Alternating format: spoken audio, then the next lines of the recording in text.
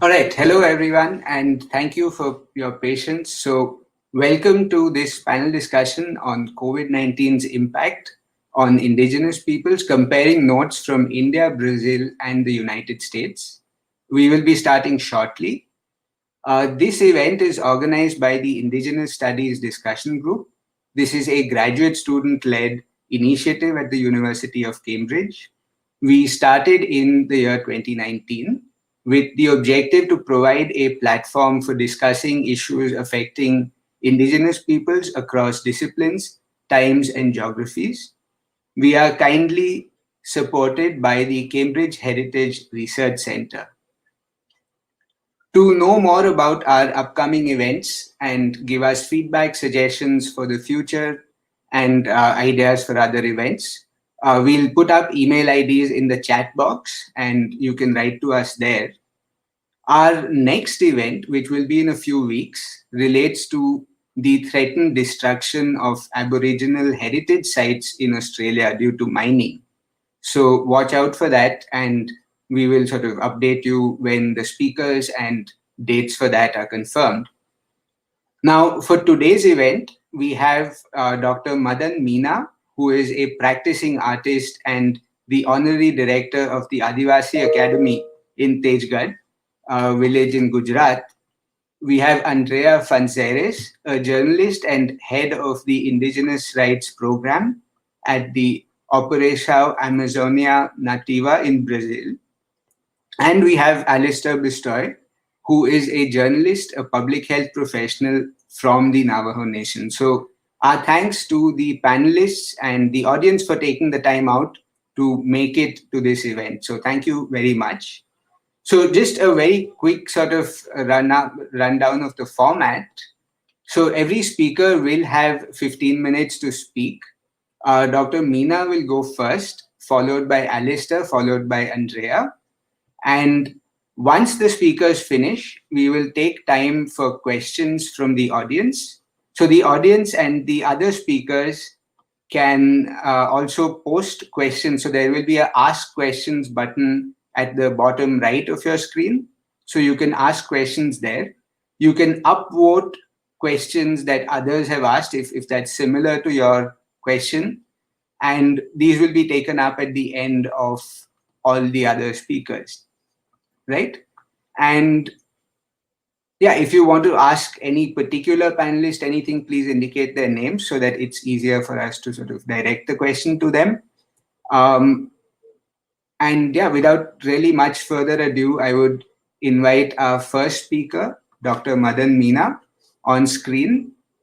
So just to tell you a little bit about Dr. Meena, so he is a practicing artist, and yeah, he is the honorary director of the Adivasi Academy, which is in Tejgad village in Gujarat. He is a researcher of indigenous oral traditions, and he's sort of currently based in Kota, Rajasthan, which is in Western India. So he's joining us from there. I think we should all be able to see him and hear him. So welcome, Dr. Meena, and without much further ado, the digital floor is yours. Yeah. Hello, Nishant from India. Thank you very much for inviting me to this wonderful Indigenous Studies discussion group that you have formed. You were there at our Adivasi Academy just a year before, not even a year, it's just 6-7 months that you were there, and you spent almost a year. It was wonderful to have chat and so many interactions with you in our library where you came.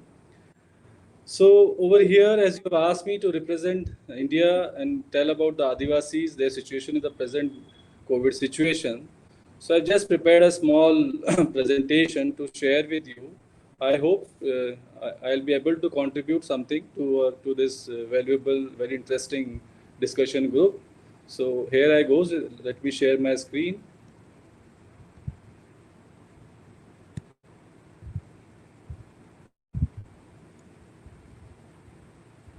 So are you able to see this? Nishant?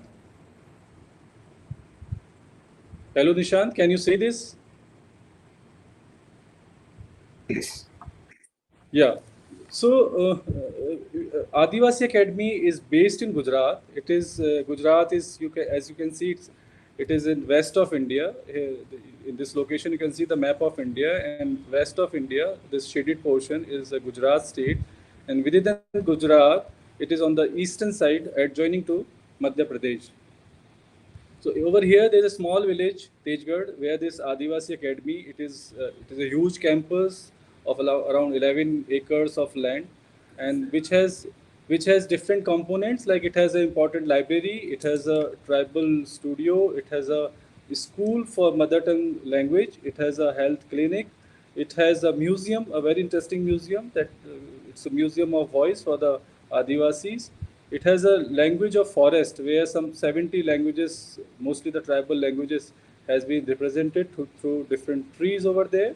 And you can have a gist of an area, a little perception of the area, how it looks, how are people, the ethnic groups over there, how they look. So this is one image, one slide from last year's this tribal music festival that happens annually at Adivasi Academy. The people are performing here, and this is a recent picture of this. We had this in March, this holy festival, just before the lockdown began in India. You could see there was all news coming all around across the world that this pandemic is taking place, and even cases were reported from Delhi. So this image is around 6th of March, when these Adivasi people were totally unaware of this pandemic that was reaching out to them also in some ways. So you can see this gathering. I witnessed myself this. There were thousands of people on this 6th of March in this ritualistic performance where you can see a man hanging from the pole and he's being swung by the people over there. This is just a test for his piousness, so that he's accepted as a community priest, and then he has a right to perform certain rituals. If he fails, then he's not accepted by the community. And these are other things which were just happening. Life was very normal in that area. Things were happening as per normal, and then suddenly the lockdown came and everything came to a standstill. So now, if we talk of indigenous people of India or in India, then I would consider them as, like, we call them Adivasis, the people who has been considered, who has been under the Constitution of India, who has been listed as scheduled tribes. So that forms the 8.6% of the total national population, which stands to 104 million people according to the census of 2011. But apart from this, what has been left out and who are the ethnic groups of this country, they should also be included into it. So we consider that the large number of people, there are 198 communities of denotified tribes who were listed as criminal tribes under this CTA, Criminal Tribe Act of 1871. So there are 198 such communities who still exist. They were denotified after 5 years of independence, that is in 1952, they were denotified. So these are also the ethnic groups whose living style, living condition, culture, cultural traits, all are similar to the Adivasis. Then there's a huge group of nomads actually, and these has never been considered under these indigenous people or under the category of tribe. But again, these are very ethnic groups, and it is estimated around like 1,500 communities spread across the country. And if we total these both, means the denotified tribes and the nomadic tribe, then this forms to be 150 million population. So that forms almost around 10 to 12% of the total Indian population. So if we account Adivasis, the DNTs, and the nomads, then this forms around 20% total population of India. So let us come to this COVID map. It's a recent map which has been I sourced it from World Health Organization, and this has been from 5th June to 11th June, the status. And you can see that India falling in the orange zone. The cases has suddenly rise as the lockdown in India finished on 8th of this month, 8th of June, and after that the cases are suddenly rising. So we have come in the category of 10,000 to 1 lakh cases in the short duration of a week period.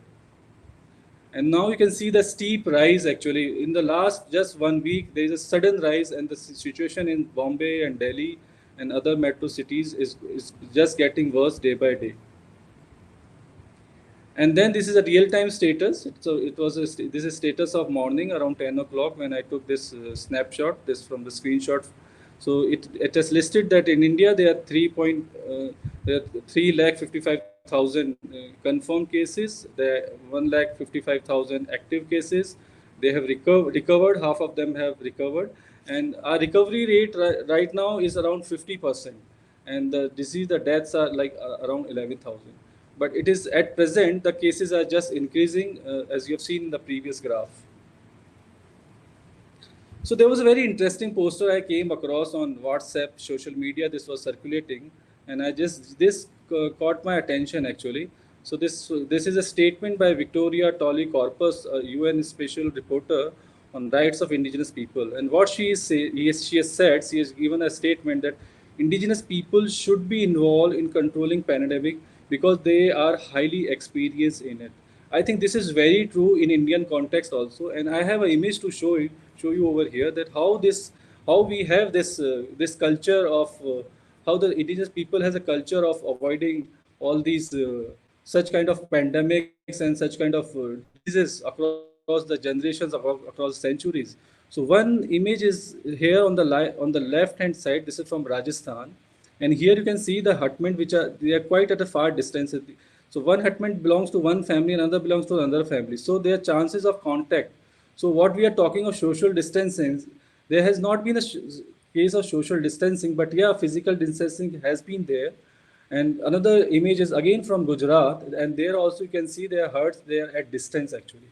So there are many things that need to be understood in all these modern housings and the multi-stories that we are building in cities.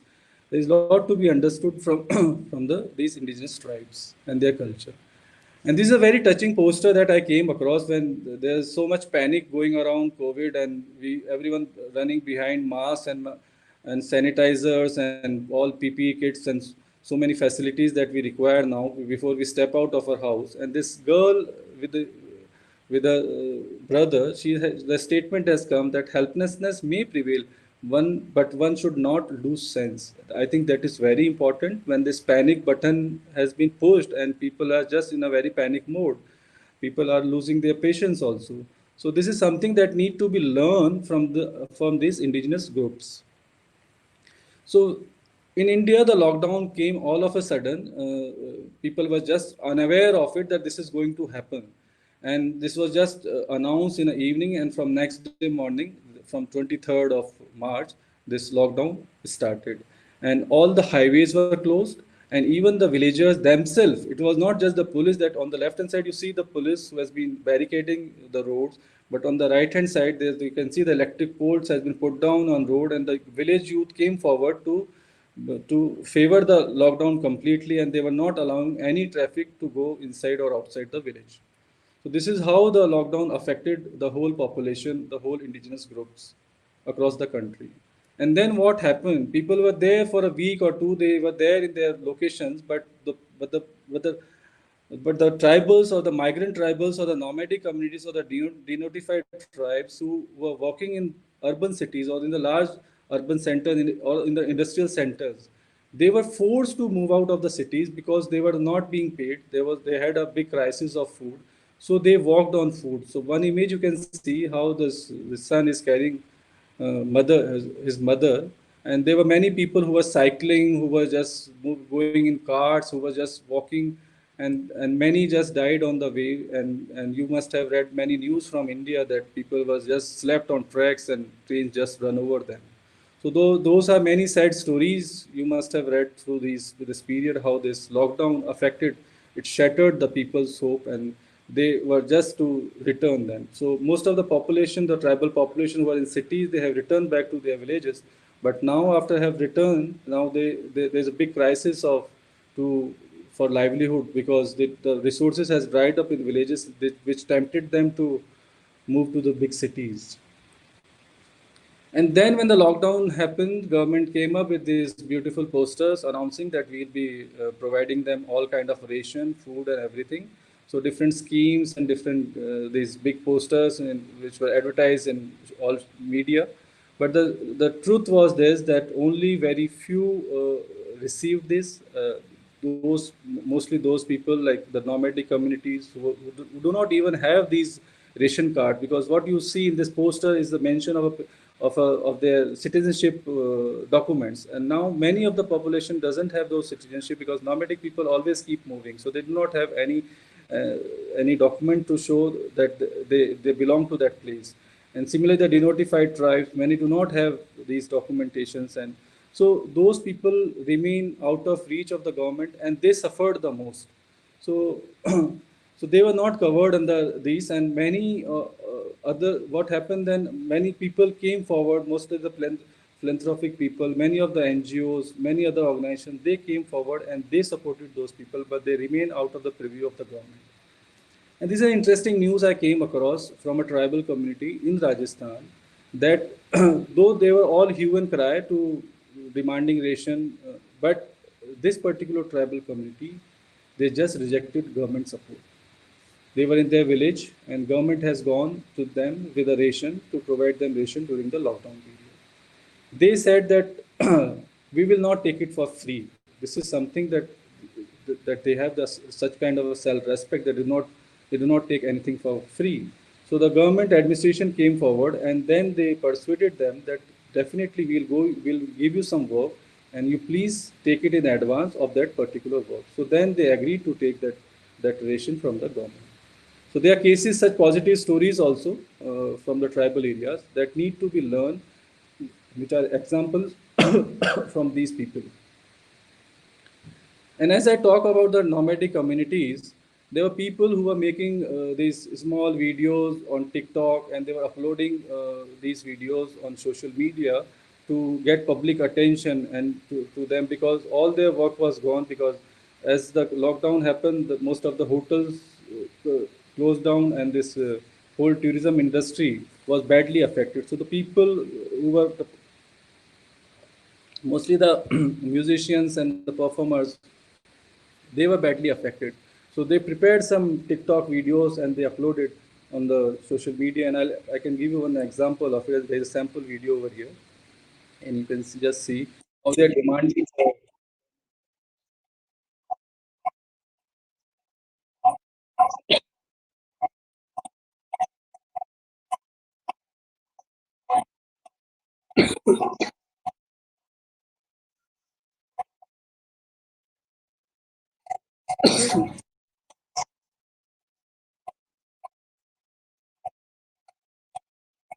So they are just singing out that everyone will go back to their normal lives after the lockdown is over. But where are we artists going to do?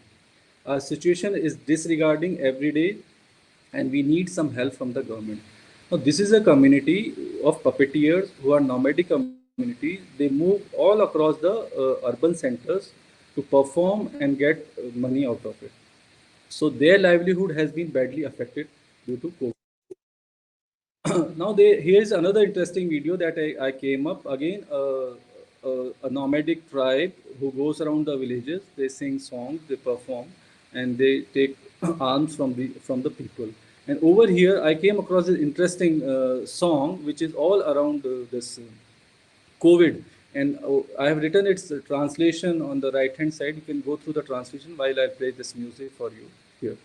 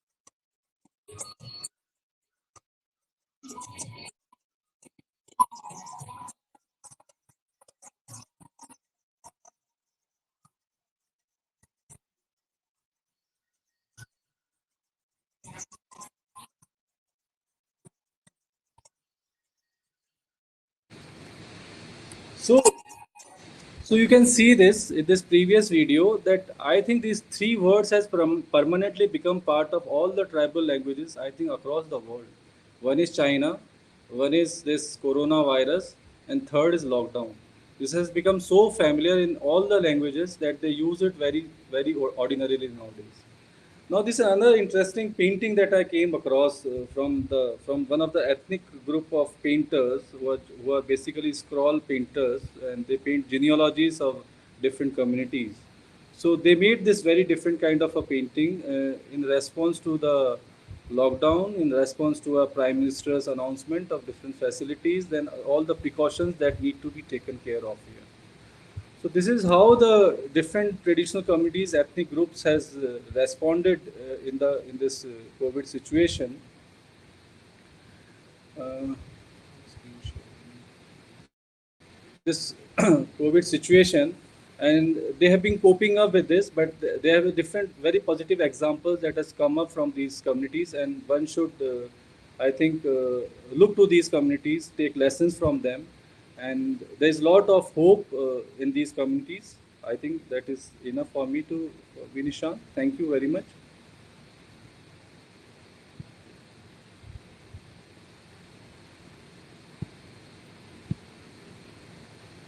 All right, thank you so much, Dr. Meena, and it was a very visually rich presentation. And as always, like your insights are not limited only to the English media, which seems to dominate a lot of sort of news that comes out of India. So thank you so much. Unfortunately, the platform doesn't let us allow too many people on screen at the same time. So I'm sorry, I had to abruptly sort of take Dr. Meena off. But in the interest of time, what we'll do is get Alastair on very soon. So he is our second speaker, and we'll have all the speakers up again during question time so that uh, you'll be able to sort of ask questions directly and they'll all be on screen for you. So if I can just introduce Alastair very briefly. So Alastair Bitsóí is Dine from Nashiti Navajo Nation, New Mexico, and currently lives in Salt Lake City, Utah. He is a citizen of the Navajo Nation and currently works as communications director for the Utah Dine Bikaya. Alastair also continues being a freelance writer across Indian country and has previously reported for the Navajo Times. He has a master's of public health from New York University and a bachelor's degree from Gonzaga University. And perhaps very significantly in sort of this situation, Alastair is also a COVID-19 survivor. So without much ado, we will get Alastair on screen. Yeah, sorry. Okay.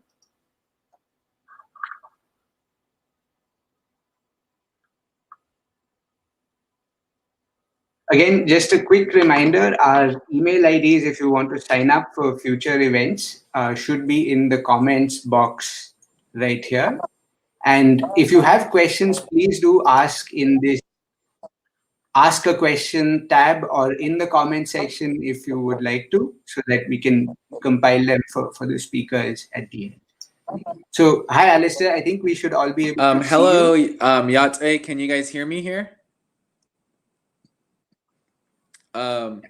So hello, my name is Alastair Bitsóí. I just wanted to introduce myself in the language. I'm Yate to the world and the listeners in the United Kingdom at the University of Cambridge. Yate Adona Nishlinigi A Tuahana Nishlin Kiani Basishin Klashia Deshati Hashkashni A Dashanella Akut Ego Dene Nishlin. I just introduced myself to you all as a way to develop kinship, as we're taught in the Navajo Dene worldview. We're all related as humans, and I know that through this COVID-19 pandemic, we are all connecting through more than ever as people and trying to protect each other from exposure to COVID-19. And as indicated just now, I am a COVID-19 survivor, and I'm here on the panel. And thank you all to the Indigenous group at University of Cambridge for inviting me on here. And so I wanted just to just say that, yeah, I'm in close to 90 days post recovery of COVID-19. I contracted the virus when I was doing work and personal trips to Washington, D.C. and New York City. And that was earlier in the pandemic in America where I contracted the virus, and I did go through several different efforts just to get tested. But I won't go into that. The access to testing, what I thought was maybe at the time structural racism as well. Racism is a big issue here in America with the Black Lives Matter effort. And so that's coming on. And then with the virus, when it comes to Indigenous peoples in America, we are we're suffering at higher rates of infection than most other populations in America.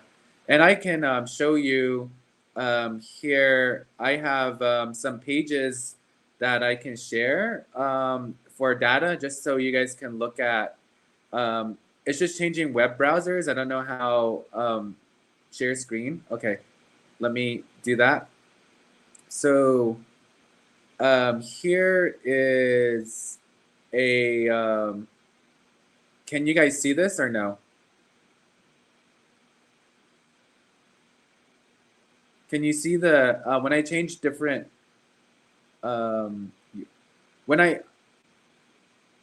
you let me know if I can click here. So when I change browsers, can you see the other browsers is what I want to know. Yes, yeah, we can see all your browsers. Okay, so here's data of Indian Country Today. It's a news publication, and you can see as of today, June 16, 2020, across Indian Country, which is, Indian Country is also known as Indigenous Peoples of America, or Native populations, or Native American tribes, or Alaska Native tribes. And so this is the total number of cases across approximately 550 or so sovereign Indigenous nations in America. So Indian Country Today, a news outlet, has a syllabus, and you can see the cases, the number of confirmed cases and total deaths as of today, or as of yesterday, June 16th. And so as you can see on this map, confirmed COVID-19 cases in Indian health systems, which is government funded through treaty obligation. The Navajo Nation, which is the tribe I'm from, has approximately 4,883 cases and 157 deaths. That could be different. The problem with COVID-19 cases in Indigenous peoples in America is there's different data that's being reported. So this is the Indian Health Service system. But when you narrow down into the Navajo Nation is calling, the leaders are calling COVID-19 the Kosnatagi-19, which is just translated as it sounds, COVID-19. So of course the data here is a little bit different than the health data of the government sanctioned hospitals. And the Navajo leaders are saying that the cases on Navajo Nation is 6,672 positive cases, approximately 36,154 negative tests, and 319 confirmed deaths. So that's the data. And then if you zone into Navajo, you can see, so if you're familiar, the Navajo Nation is geographically the same size as the West Virginia, geographically, if you're familiar with what the sizes of states in America. But this is all of, this is Utah here, this is Colorado, New Mexico, Arizona.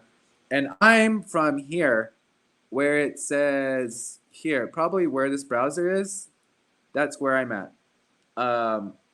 Actually, wait. I'm actually here because I'm registered in the Gallup service area. So that's where I'm from, and Salt Lake City is way up here.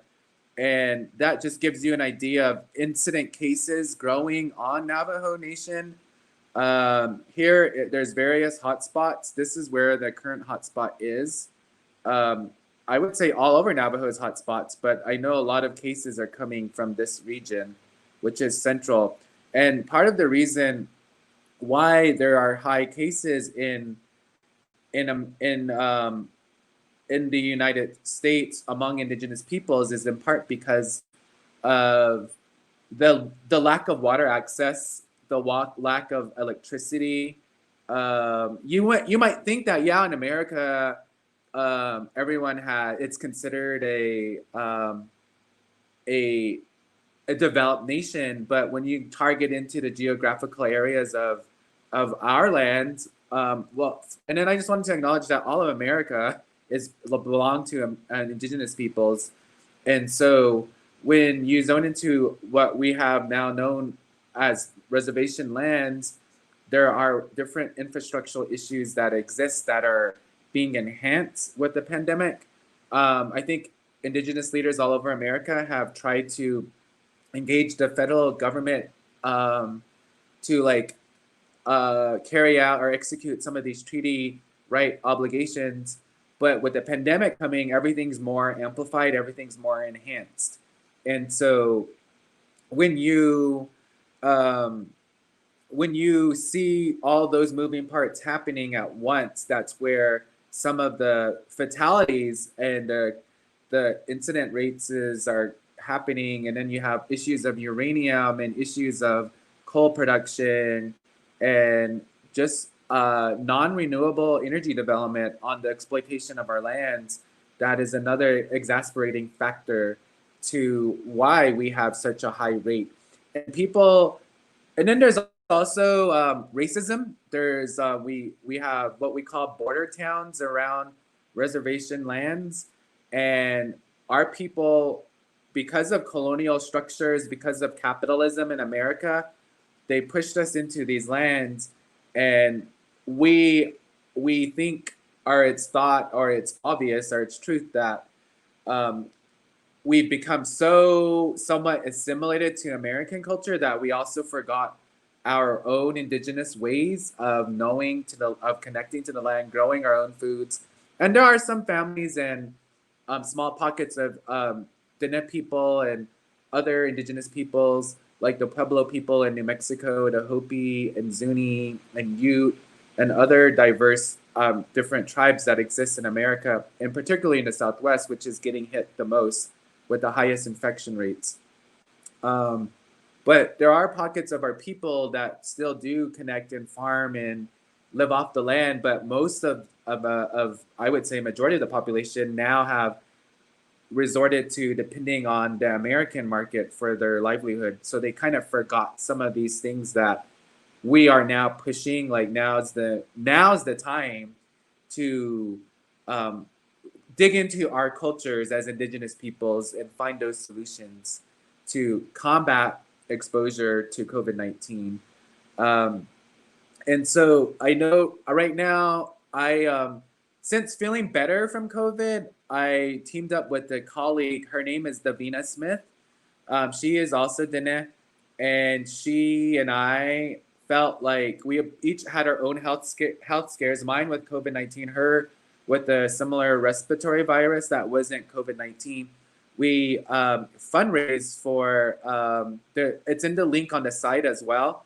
So we called it Protect the Net Mountain Communities, and I come from a area where there is it's high desert but also has mountains, and where I'm from, people migrate up and down with the land, and because of the lack of actual water, or like there's wells, but they're like unregulated wells that are mostly for livestock, and there's drinking water, but it's only for subdivisions that are government funded housing that have access to that water. But a lot of other people who live in scattered remote regions of Navajo lands have access. They have to haul water. They have to buy bottled water. They have to try to live with the means that they have. And so we decided to develop this fundraiser called on GoFundMe. It's called Protect the Mountain Communities from COVID-19. We raised close over 7,000. We want to reach a goal of 10,000. And here you can see, I was out on the Navajo Nation over the past weekend. I just came back last night. The reason why I went home to the Navajo Nation was because in my journey with recovering with COVID-19, it was a long journey. I had the symptoms of fever, dry cough, body aches, chills. I presented with shortness of breath. I had a little bit of diarrhea. It was an ordeal. I also experienced earthquakes. I've never had earthquakes in my life. So I was going through all those things in my healing journey with recovering with COVID-19. And now that I felt better, Davina and I teamed up and we launched this fundraiser.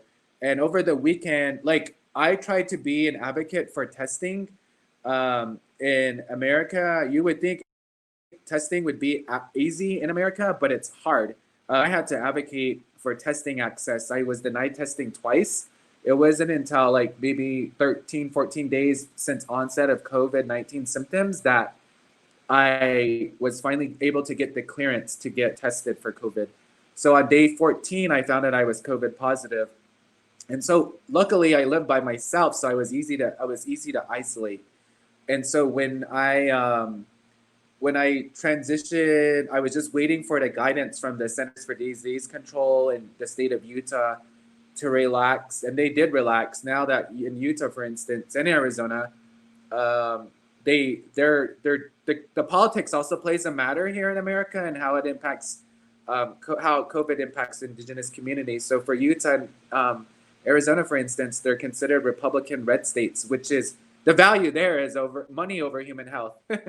And so those factors are playing out. And now that in Arizona, for instance, the Navajo Nation, which consists of Arizona, New Mexico, Utah, and a little bit of parts of Colorado, the Navajo Nation has reinstituted 57-hour lockdowns. And so another lockdown. The last 2 weekends, they didn't have the lockdowns, but since the pandemic, they had lockdown. And they kind of relaxed as the curve was flattening on the Navajo Nation. But with Phoenix having a different ideology to the virus, the city of Phoenix, that is, the cases are going up so high now. The city of Phoenix and the region there has the highest infection rate in America per capita. So given that a reality there, in Arizona, the Navajo Nation has reinstituted a 57-hour lockdown just because there are Dene and Native American people that travel between the cities and their reservation territories. And so that's where the Navajo Nation reinstituted the 57-hour lockdown. And where I was going with this, I probably am going all over, is that just given all these moving factors, Davina and I started to do fundraising. Oh, what I was going to say was through all those factors, and I was able to finally get clearance on testing, and I tested negative last week for COVID-19. So that made me feel like, okay, Alastair, you can safely go home and connect with your family. And the last time I saw my family was back in February prior to the pandemic. So it was a little bit like maybe 4 months since I had seen them. So it was very healing for me to be with my family. And yeah, I still wore my masks and I still had a little bit of anxiety being around them, but I did what I could to prevent them. And then I was like, okay, Alastair, you're negative. Like I kept telling myself that. And so knowing that I had a negative status to COVID after having the virus, I made the journey down to Navajo Nation. And with Davina, we fundraise. And here are a little bit of photos of our mountain communities. This is the Chiska Mountain Range, and that's where a lot of our community members move up to these higher elevations to live off the land, migrate with their sheep and livestock. And historically, our people move with the seasons. And so this is an example of just living with the land. And here's a woman who has a bunch of dogs, and we delivered supplies. I'm wearing my gloves and masks, and she's wearing her mask. And we gave what we thought were necessity items like personal hygiene products, hand sanitizer, dog food, cat food, dry food items, and some fresh food items. And so she lives right at the base of the mountains. And then here's another woman, like maybe halfway up the mountain. She lives in an RV park or like an RV trailer. And so she was really grateful for having delivered water. As you can see, this is her water tank. So she's an example of the lack of water access on the Navajo Nation in a developed country, which is America, under a Trump administration. So you can see the living conditions of our people in America. And then just here's another photo, I believe. But here on my Instagram, I pulled up my Instagram. So this is one of the routes. I don't know if you can see. It was just a little quick spiel on how we drove up to the mountains to deliver food stuff.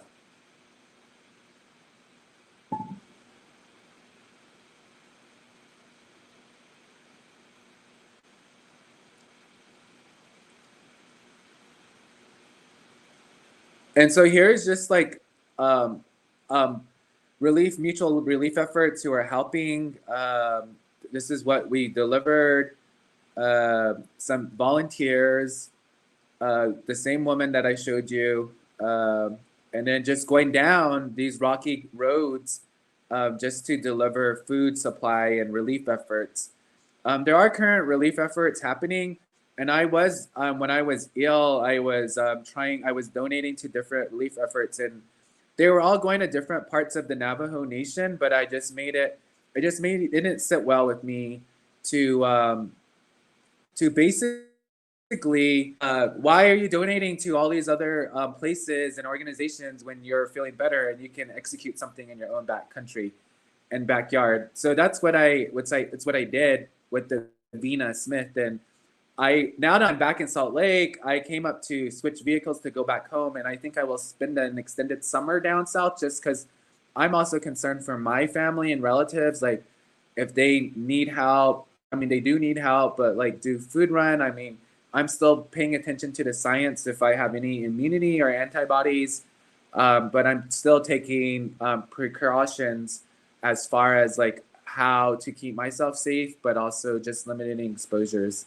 And so that's what's happening on the ground in my effort.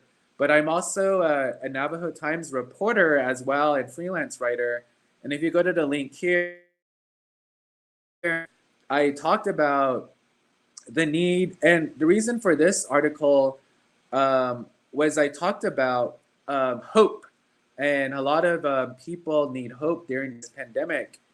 And just knowing the cultural knowledge I have among just what I was taught, I just wrote about like creation narratives that gave me strength to overcome COVID-19. Even though I had I would say mild symptoms, I felt like even though it was mild, it was pretty intense for me to overcome everything. And so you can read a little bit about the narrative of what I think got me through fighting COVID-19. In addition to that, I've relied a lot on cultural remedies like sage, cedar, some juniper berries. Those are medicines that our people know. And so since when science is still developing a vaccine, or I read yesterday that in the UK there was a steroid drug that is showing potential or promising results on those who are connected to ventilators. So like from my knowledge and what I know as a Dene person, I access like Western remedies, but also cultural remedies to help me overcome COVID-19. And so those are things that I've done. And I will go back to my Instagram because this is where I was comfortably here. It's the same photo, And this was like 25 days after getting clearance from. You have to share your screen again, Alastair. So sorry to cut in. What's that? You'll have to share your screen again. Yeah. Oh, Right. I have to share screen. Okay. All right. So here is a my Instagram post that kind of went viral in America. It was earlier in the pandemic, and I publicly came out as a COVID-19 survivor when on day 25, and I was deemed medically cleared with the public health systems in New Mexico and Utah. It's funny that like I live in Utah, but my data registered up in New Mexico, and then it eventually was recorded in public health data in the Navajo Nation. So even though I'm living 7 hours away from the Navajo Nation, that's kind of how some of the bureaucraticness of data reporting on COVID-19 in Indian country can happen and can be problematic. And so I just kind of just relied again like on my teachings and just mental fortitude and will and cultural teachings and remedies. And so this allowed, and I came out as a survivor just to give hope to the world, to our people who kind of just like just needed to see that they can survive, they can overcome COVID if they stay diligent and follow the public health orders, wear your mask, hand sanitize, wash as you can if you need it. And I wrote about it. Writing helps me heal, and I felt like writing about my journey to of overcoming COVID helped me as well as others, hopefully. But there's still the cases and the fatalities are still coming up. But I feel like right now the curve on the Navajo Nation is slightly flattening. But again, as cities like Phoenix and Salt Lake City, who have different types of leadership, which is valued in Republican nature or capitalism, that can be a driving factor in more rates happening in Indigenous communities, at least in America. From my opinion, I could be wrong, but a lot of our people need water access. They need electricity. They need homes. There are the homes, I would say, are third world conditions, even in a developed country like America.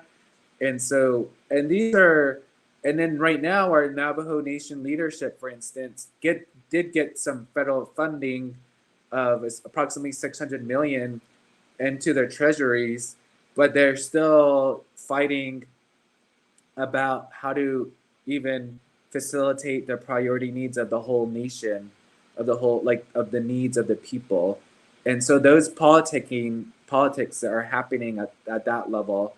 And then there's mutual aid relief efforts happening, such as the one I started with the Davina Smith, but also there's the Navajo Relief, there's the Pueblo Relief in, if you go to this website, I also work with Utah Denep.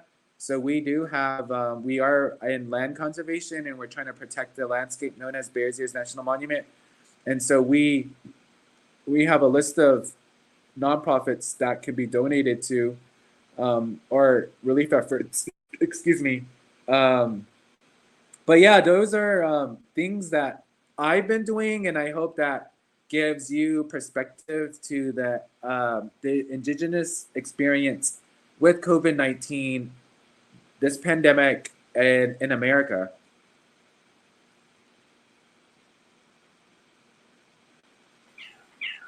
All right, thank you so much, Alastair, and it was really a very, very fascinating presentation, and not something again that a lot of the mainstream media seems to pick up in their reporting on the pandemic in the US. That's another thing. There's a lot of there's a lot of media and cultural insensitivities that happen in the American narrative when it comes to the media.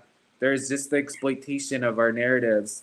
And that's another thing I also offer strategy on like how to brief the Wall Street Journal on how to properly cover COVID-19 stories, because most of them just helicopter in and helicopter out, and there's no real follow-up. So it's better if you want more data, if you want more. I think I love the Navajo Times, since that's where my career launched. And the Navajo Times is on the ground. And if you want, that's just specific to the Navajo Nation population. And so like you can definitely go to them and use them as a source for on the ground reporting on the Navajo Nation, because the Navajo Nation does have the highest infection rate of COVID-19 among Indigenous peoples in America.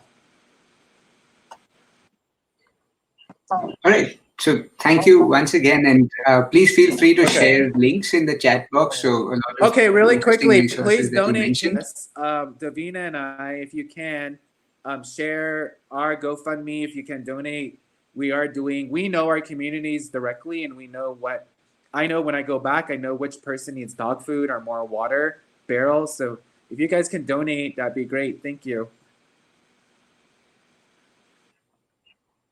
All right, thanks so much, Alastair. So we will move to our third speaker. Again, all the speakers will sort of come back on for questions. We have a few questions in the Ask Questions box below, but if you sort of have some questions while the others are presenting, please feel free to type them in. Our third speaker is Andreia Fanzeres. So Andreia is also a journalist, and so she's covered social and environmental issues for independent and mainstream media. In the year 2009, Andreia was at Cambridge on a Wolfson College Press Fellowship. Here she developed an article about environmental information for local people in the Amazon region. She is the winner of 2 Earth Journalism Awards. She won them in partnership with a colleague, Christian Przybylski, for a multimedia web series called The Root of Smoke. So what it does is traces the spread of fires and smoke in the Amazon.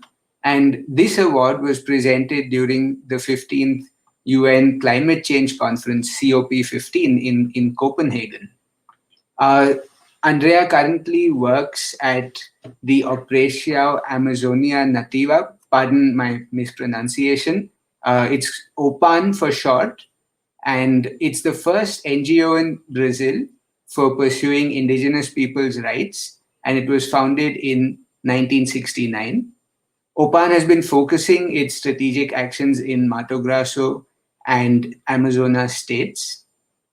So she's been at OPAN since 2011, and since 2016, she is one of its coordinators, heading the Indigenous Rights Program. So, at least virtually, Andreia, welcome back to Cambridge, and we'll have you up on screen in just a moment.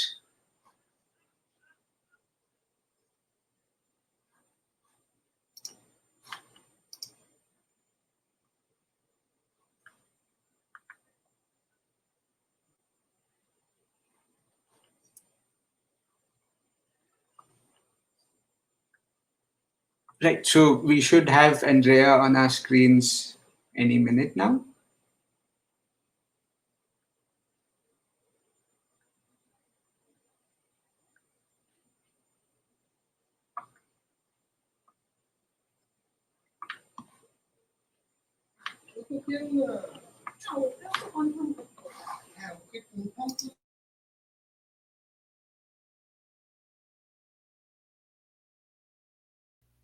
Hello, now? Can you hear me? I can hear you. Yes, Andreia. Yes, we can see you and hear you, and I hope everyone else also can. So thank you so much for joining in.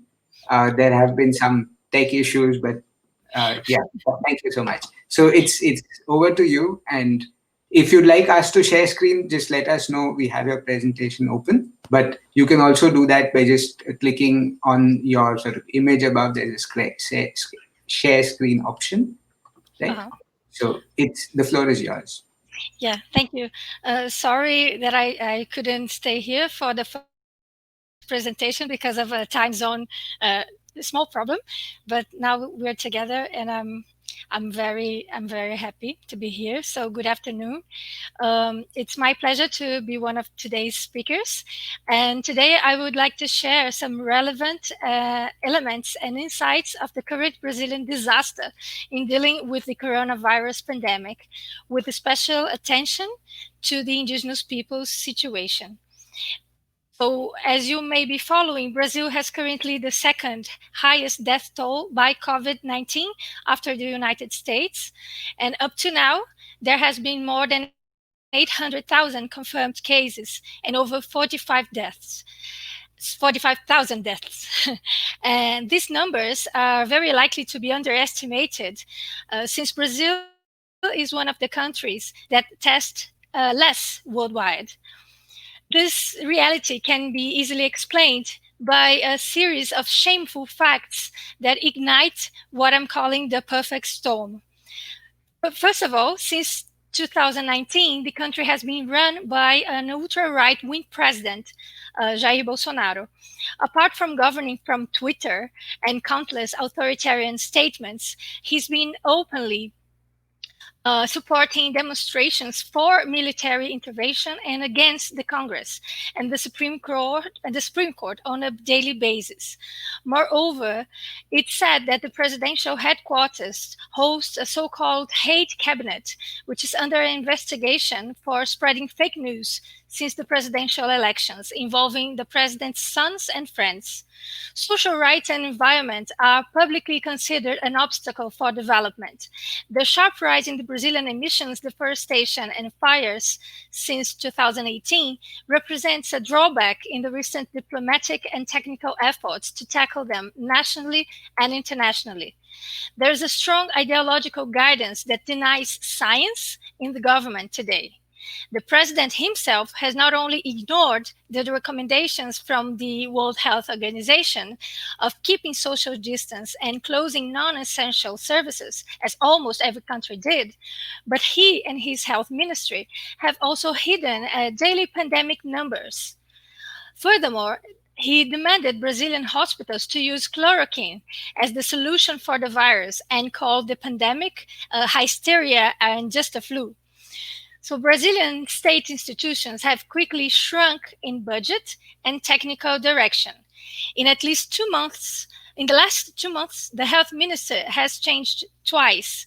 The position is currently vacant, and the majority of health technical board was fired and surrogated by army officials who decided to alter the worldwide acknowledged method of counting deaths in a bare attempt to hide the real and uncontrolled numbers of the pandemic in Brazil. Just like the government did last year when dismissed the chief of the National Institute of Spatial Research for releasing rising deforestation numbers. So the press has been also increasingly attacked by the federal government and by Bolsonaro's followers. In some, it's clear that not only Brazilian healthcare system, but also the young Brazilian democracy are under threat. And as you can imagine, if this situation is already a disaster for the overall population, the indigenous peoples are even more vulnerable. There are more than 305 different indigenous groups in Brazil today. Amongst them, there are around 115 notifications of isolated tribes in Brazil, and it represents one of the highest numbers of the world. Indigenous lands in Brazilian Amazon cover 27% of the region and account for 98% of the Brazil's area of demarcated indigenous territories.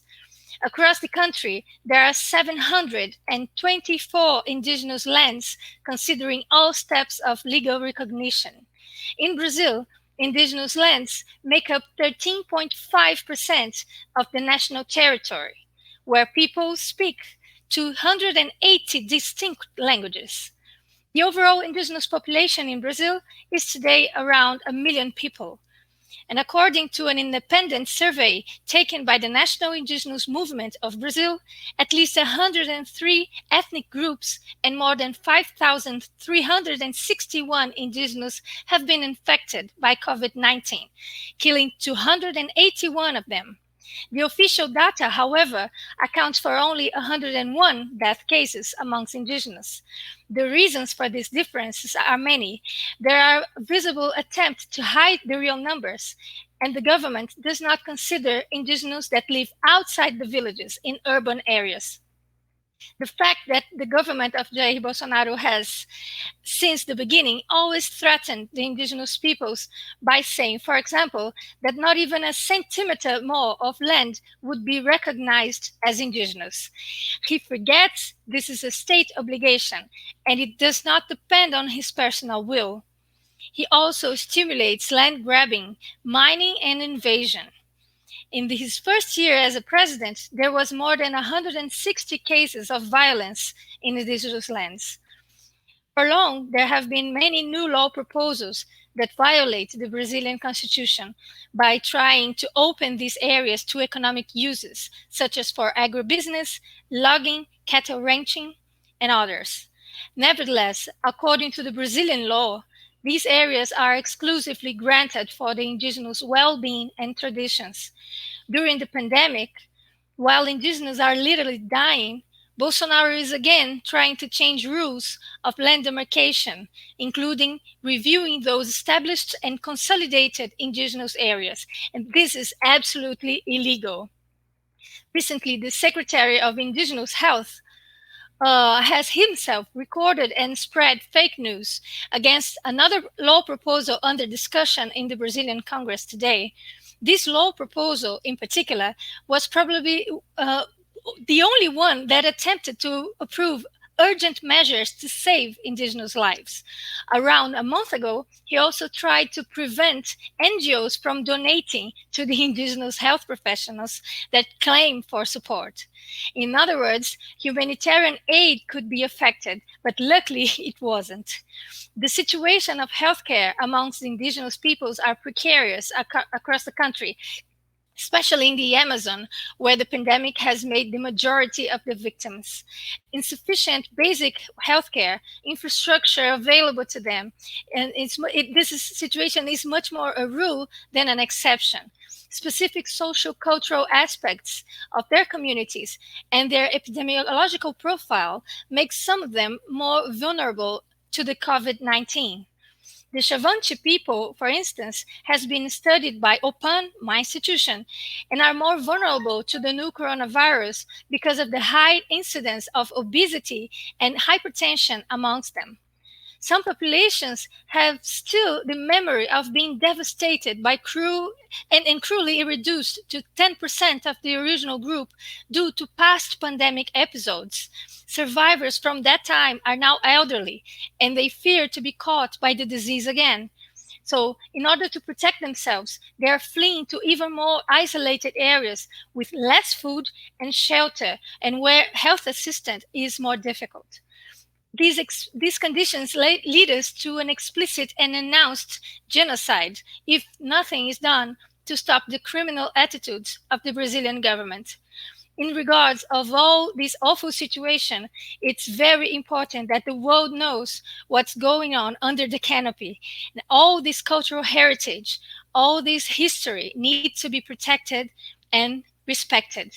Brazilian NGOs like ours have struggled to reduce the damaging effects of the pandemic over the indigenous populations in mainly three ways: donating protection and hygiene supplies to health agents and indigenous communities, identifying procedural failures in dealing locally with the pandemic, and releasing independent studies that aim to contribute to better practices, and investing in communication to both help the indigenous raise their voices and to bring them information for their protection. So I'm going to stop right here. I'm very honored to contribute to the discussion and very pleased to answer any questions that you may have. Thank you very much. Right. Thank you so much, Andreia. And again, very, very fascinating presentation. So we would look forward to sort of questions from the audience.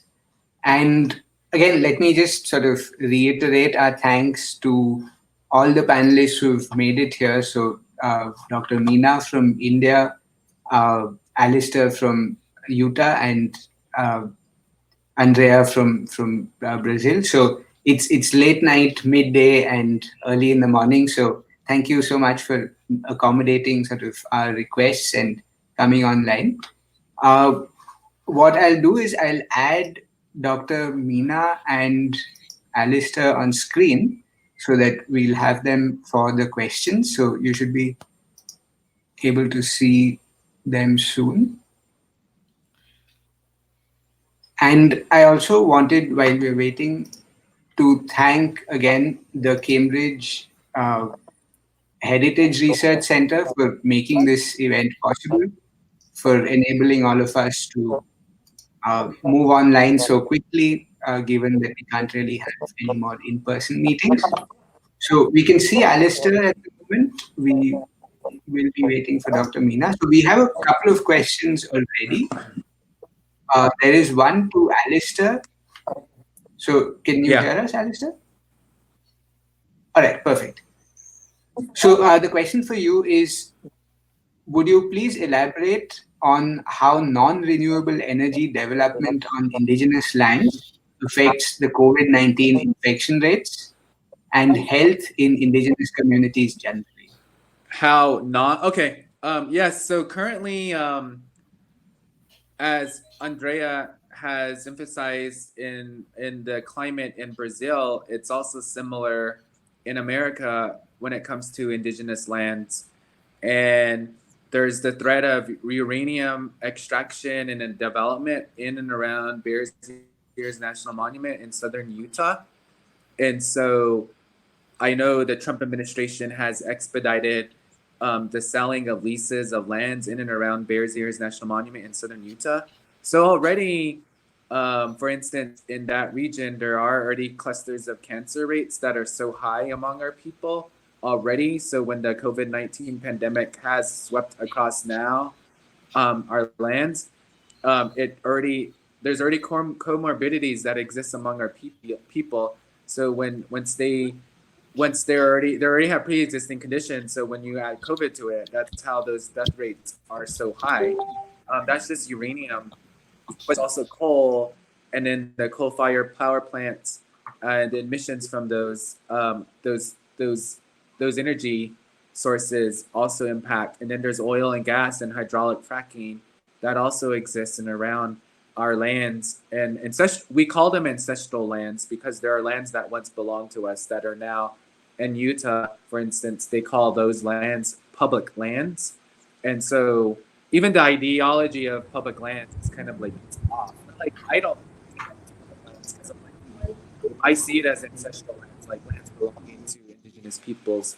And so with COVID-19 already our peoples have already been advocating resistance to any kind of development.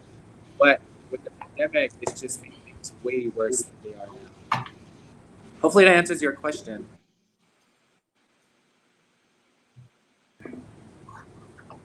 Right. So thank you, Alastair, for that. There is a question to Andreia.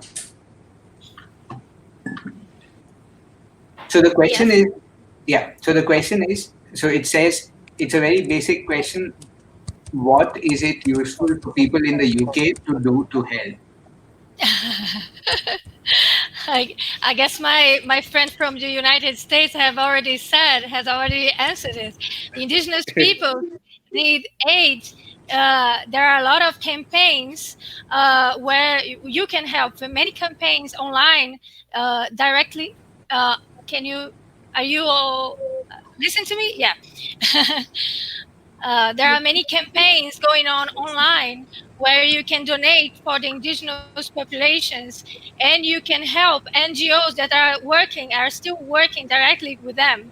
And also, what I'm doing right here is trying to spread to the world the situation that's going on in our country and are pressuring the indigenous populations.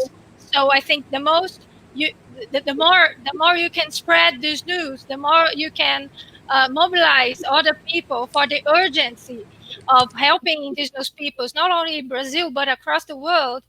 It will be very helpful.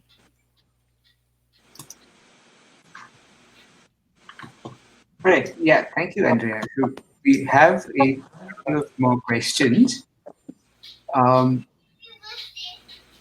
Yeah. Hi. I am. Right. So there's another question to you, Andrea. You seem to be sort of attracting all the questions. So it says, I was interested by Andrea mentioning the memory of past pandemics. I was wondering if each speaker could elaborate on if there is a memory of past pandemics in their cases and how they have affected current responses. So, can I put you on the spot and sort of ask you to respond, or would someone else like to take this question first?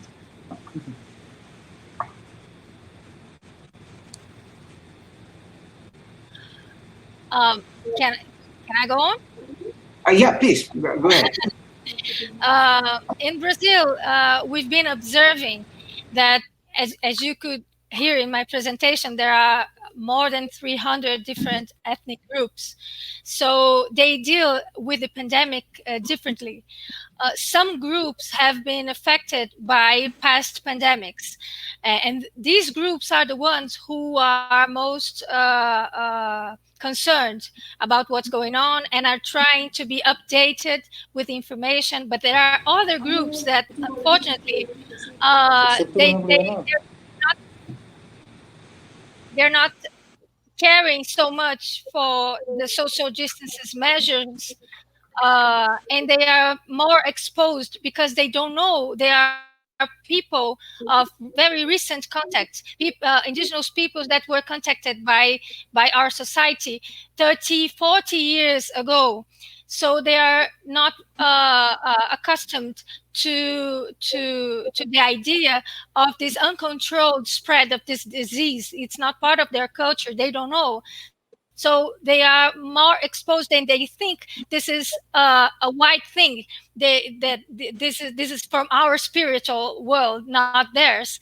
And it's been very hard to convince them, to show them information the way they can understand according to their culture, according to their cultural references. And this is an effort that civil society has been trying to do, and the government should be doing by hearing them and by building up policies according to their will and according to their understanding. Thank you. Similarly, in America, at least among the Navajo Nation, the people there are they're kind of like I mentioned, in Navajo lands, they're referring it. They did the best they could translation wise, and I feel like the COVID-19, which is what it's translated as COVID-19, it's not culturally appropriate to actually what happens to you as a body, to your body when you contract the virus. And I feel like, from my standpoint, the Navajo Nation leadership or leaders need to get a little bit more aggressive on the definition of the cough, because essentially it's just called big cough in the Navajo language. And that's not alarming enough, which is why there's also community spread happening in our communities. And I feel like they need to associate it with death to make maybe spread it, like to prevent further spread of it. And that's just my thought on it when talking to Andreia, or when Andreia's thoughts triggered that thought just now. So thank you. Interesting, and I think it's really a platform for the exchange of ideas. So I mean, if nothing else, I mean, it's a great point to start this. Okay, and then I have there's a question on the side.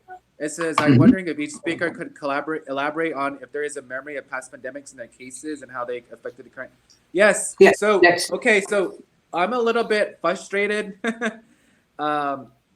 with the Navajo Nation leadership. Unfortunately, it sounds like the Brazilian president is just like Trump, and From or the maybe tropics. worse. Yeah. And so when it comes to Navajo Nation leadership among my people, there's approximately probably 300,000 Navajo people, the net people. And the spread Navajo happened at a church revival, a Christian gathering. And the leadership on the Navajo Nation is also Christian, is also, so they exhibit some of those same ideologies of the world leaders. And so I don't think, like I said, I've relied on cultural remedies to help me recover from COVID-19. And as the net people, I don't think our leadership, our like the political leadership, is not even consulting our cultural leaders enough to have, because there's solutions in our communities, but they rather look at this Western colonial structure, our construct, to approach the spread of the virus. And I know the Spanish flu of the early 1900s is an example, or the latest example, of how some of our cultural narratives and histories helped me overcome some of the symptoms of COVID-19. And I think I know right now there's conversation in our communities of how did our people overcome the Spanish flu in the early 1900s, because during that time it's reported there was extreme death among Indigenous peoples. And a lot of our people similarly had to isolate from each other, and some who got the virus were immune and started doctoring our own people. And so there are some of those parallels kind of happening now. I think from my research and from my reading and writing and what I'm seeing on the ground, because I was at home over the last week and I was asking my parents, like, what do you know about the earlier pandemics? Like, what do you know? And there are teachings that that exist in our communities that are slowly coming about, at least on Navajo. At least the cultural leaders or healers that I know are the ones that are, and that's the other thing, we have to protect that knowledge as well, so it's not lost. All right, thank you. So Dr. Meena has posted a question because there's some issue with his audio. So I'll just read it out. So he says that there was a similar pandemic that happened around 100 years ago, leading to many deaths. But so far, communities living in remote areas have remained less affected, which is the case with many tribal populations in India. But communities like the denotified tribes and nomadic communities have always lived on the margins. So they are in a very precarious state. With the denotified tribes particularly, many of them have had to move to cities. So they do live in very sort of congested areas. So the spread of the virus is potentially far, far more deadly there. But again, since we have you on, Alastair, there is another question for you. So the question reads, could you say a little bit more about the response by the Navajo Nation's government to the pandemic? And have state governments that border the Navajo Nation collaborated with tribal governments in their response? Yes, so as indicated, or thank you for the question. For the Navajo Nation, we're part of basically 4 different jurisdictions. So there is collaboration with Arizona, Utah, New Mexico, and bits of Colorado. So like for me, since I live in an urban population in Salt Lake City, since when I got the virus, my case registered in New Mexico, even though I'm not living in New Mexico, but I'm from New Mexico. And then the New Mexico Health Department contacted the Navajo Area Indian Health Service system. And then they reached out to me, even though I was living 7 hours away in Utah. And they're like, they asked me their typical public health questions. And there is coordination happening, but I don't think it's as great as it should be. There are some especially in the border towns outside of Navajo, there's a lot of I feel like there's a lot of underreporting happening in our communities. And so there are, I know, like for instance, the Navajo Nation government through President Jonathan Nez has instituted, the Navajo Nation government has its own public health orders. And so that kind of plays into an effect of what is happening in or around the Navajo Nation. And so like right now, this weekend, because cases in Phoenix, 5 hours away from the Navajo Nation lands, is the highest infection rate in America right now. Because they're spiking so high, the Navajo Nations, for instance, has decided to reinstitute already the Navajo Nations on curfew from 8 p.m. to 5 a.m. daily. And now they're reinstituting lockdowns on the weekend, so as to prevent the spread from going off from Navajo into border towns or border towns into Navajo. So they're trying to control it through curfews. So there are efforts happening. The Navajo Nation government is also providing relief to our people, but there's also, it took a while for the Navajo government to respond to the people. So lots of different relief, mutual relief aid has happened, which is more rapid. And so unfortunately, politics plays a role in this. And so some of the Navajo government is also fighting some relief efforts, the mutual aid groups. And there's kind of that, I don't know, jealousy. It's so sad that is happening on the ground that is preventing some of our people from getting the immediate relief they need. And so, yes, we are coordinating with state governments. The Navajo Nation government is. And so there's lots of coordination, but I feel like it's still scattered. All right, thank you. So there is a question for Dr. Meena, if he is able to hear us. We are able to hear him.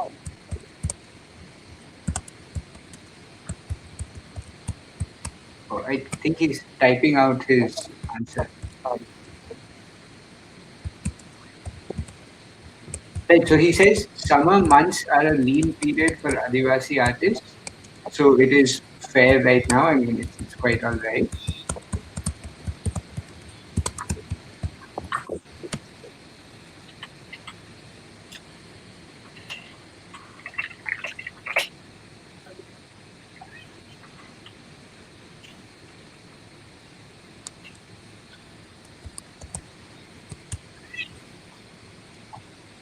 Yeah, Nishant, if you can listen me, then let me just talk. See, I tell you, for example, till the crop harvest, some of the this practice of painting was going on in the villages. So this was till March. So it was all okay. Things were all normal. And post crop harvest, actually this is a lean period for all these traditional painters, because there is no urban market, as well as there is no practice of painting that happens in villages also. It resumes after the Navratra days, mainly after the monsoon. So it is okay with them if with this present situation they are not as much suffering. Similar is the case with the tribal artists who practice different kind of crafts also. So for them also summer and monsoon is a lean period. So they are not dependent on this period's income at all. And then after the crop harvest, they get some income from whatever they grow in their fields. So they survive on it. But if this exists till September or maybe till October, then definitely they are going to be into trouble. Your another question is about this Northeast India.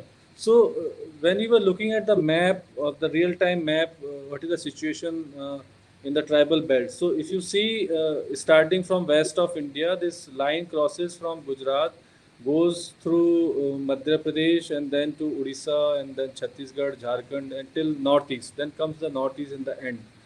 So there were very few cases in this particular belt. It is only very recently that some cases has been found, but that too is in the urban centers, not in the remote locations. The remote tribal belt are still far away from COVID infections. Very few cases, only like people who have come from the cities, they have come back to the villages. Few cases has been found, but not in the remote locations. Though they have not been badly affected with that. Now your question is about the policy changes. So this was there raised by Oliver, I think. So we do not know whether such kind of a situation will arrive again in India because this was very unknown. So this may happen, though this virus is a weaker virus, but no one knows that in future there may be a strong virus and such kind of pandemic may happen. So the policy changes, I think we do not have any policy as such for that. But yeah, for future we should plan some policies. But particularly, I would like to say for the denotified tribes and the nomadic tribes that they exist out of most of the government policies. There is no census, there is no data on these communities, and I said that there are some 1,500 nomadic communities in India. There is no data on it. There is no department meant for them. Similarly, they are like denotified tribes 198, denotified tribes which were listed. But so the first thing is that government should do a study. They should have a census data, and then accordingly they can raise policies for them. Because if the study is not there, the data is not there, no policy can be formed around it. And different commissions were set up by the government. As you know, the first commission came was Iyengar Commission, and after that the Ranke Commission came, and the third commission, Hirate Commission, also came with the present government. But they prepared their report, they submitted their reports to the government, but they have never been followed. They have never been put into formalized policies actually. So I think those reports, these three commission reports should be brought into light. Policies should be formed on them. So because these are the mostly affected communities in this pandemic situation, the denotified tribes and the nomadic tribes. The Adivasis are still better than them, but these communities has to be given attention as soon as possible. Right, thank you so much, Dr. Meena. I still don't know if you're able to hear us, but would any of the other panelists want to take a crack at it, perhaps? Yeah. I would say concerning policy changes, I'd like to remind you that since 1988, since Brazilian has got a new constitution, the indigenous peoples were given the right for the land, the right for health care, and many other rights.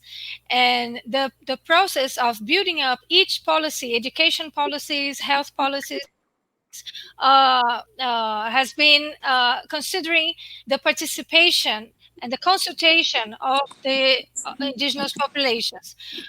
What we're seeing right now is that apart from a general lack of infrastructure for the healthcare system for the indigenous, they were put on a margin in order to participate to these policy making processes. Since last year, many civil society boards that used to be councils that the government should hear in order to build up the policies were extincted by the government. And not only the indigenous peoples, but also other sectors of civil society have been struggling to take this place again, to be able to be heard in order to keep influencing the public policies. So I would say that the healthcare policies during the pandemic should consider cultural particularities of each indigenous communities, because we've seen, for example, a very a very challenging situation of accepting the possibility of not being able to bury bodies affected by COVID. So this is completely shocking for any one of us, but especially for the indigenous communities, if they are not able to bury their relatives.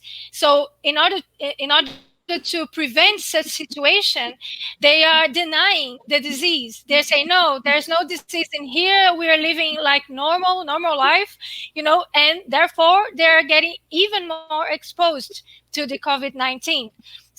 So if the government doesn't look for the situation, it will never be able to tackle these rising numbers amongst indigenous.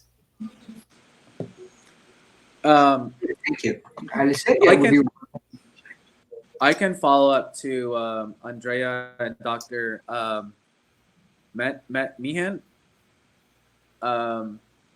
So at least I'm only speaking for the Navajo Nation, so I can't speak for other tribes as a citizen. But I know to prevent further pandemics from happening in a developed country like America or the United States, like as stated earlier in this conversation, like it's sad that like indigenous peoples in America are still living in third world conditions in a developed nation like America.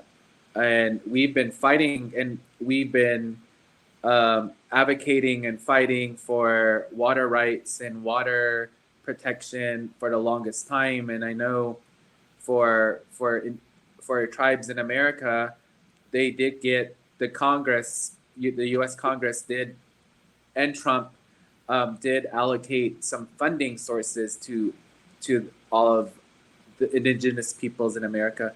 And so for the Navajo Nation, we were able to get $600 million. And so I know a lot of the priority or policy recommendations now is water access, develop water infrastructure and electricity infrastructure so that people have ways to drink water, because there's insensitivities from the Centers for Disease Control, which is developing policy at the national level for suburban America. And when you go down to the regional or to the tribal Native American level, those policies are not sensitive to those who need to haul water, to those who don't have access to hand sanitizer, and so there needs to be that policy change to where the ideology is focused on the indigenous mindset of how to approach this pandemic and the aftermath of it. And I think the riots in America or the protests in America when it comes to racism is showing some of those and obvious inequities in different marginalized communities. And so I think it could be in some ways that the pandemic is showing all these things where across the world, where we all have to focus and make sure everyone is equitably equal. And so I think when it comes to the Navajo Nation, it is my personal perspective that they need to develop water access to prevent further spread. All right, thank you. And right, so I mean, we are approaching somewhere the close of this session, but if you have any sort of closing observations, if Dr. Meena is able to hear us, we could perhaps hear from him, but if not, would either Alastair or Andreia like to sort of kick off on this? For closing thoughts? Mm-hmm. Okay. I just want to say thank you all. Nice to meet Andreas and Dr. Meehan. And you as the host, I forgot your name, I'm sorry. But Nishant, that's good. yeah, I am just happy to be here to show one angle to the pandemic in America, in Indigenous communities in the Navajo Nation, for instance. And I'm just honored to be here. So thank you for allowing us. And again, as indicated, we do have COVID-19 relief efforts and mutual aid. And as delays in government to the people happen, there's mutual aid relief efforts and existing. And those are direct solutions from our own communities, direct action that is happening on the ground. And so if you can contribute to those efforts, that'd be great. And I just want to say, thank you. All right, thank you so much, Alastair. Andreia, would you like to take? Yes. I would also like to thank you all for the opportunity of being here, for the space, and my co-panelists. Unfortunately I couldn't hear Dr. Meena, but I hope to review this presentation further on. And I'd like to say that I personal and my institution, OPAN, as well as many other NGOs from Brazil, are at your disposal to help understand the context.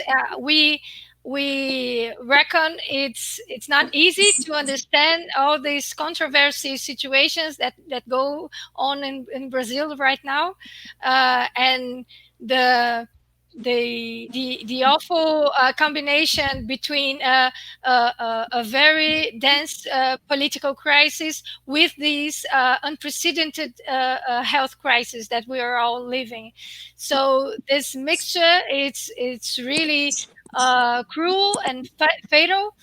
And we are doing our best to contribute and try to reduce the damaging effects of all these situations. So if you need anything from us, any other ideas, and I don't know, other ways we could contribute further on, it would be a pleasure. Thank you. Right, certainly, and thank you so much. If to the panelists, sorry, was Alastair trying to say something? No. Okay.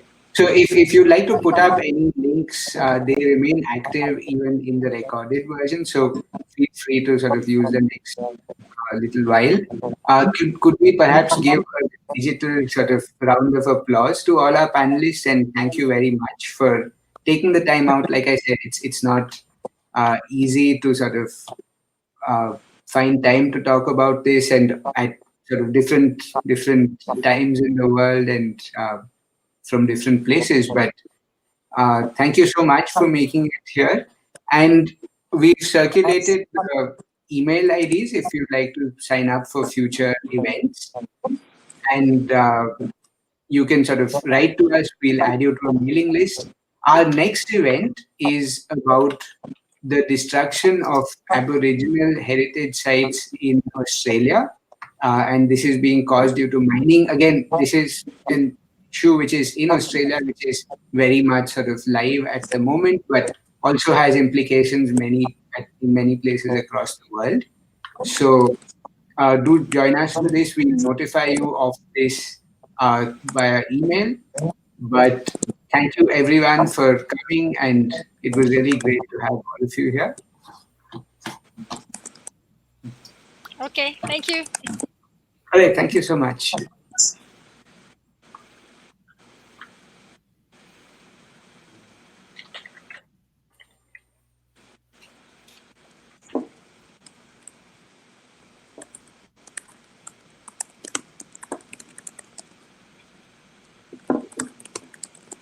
Right, so yeah, thank you and have a good day. Thank you, you too. Bye. Right. Bye.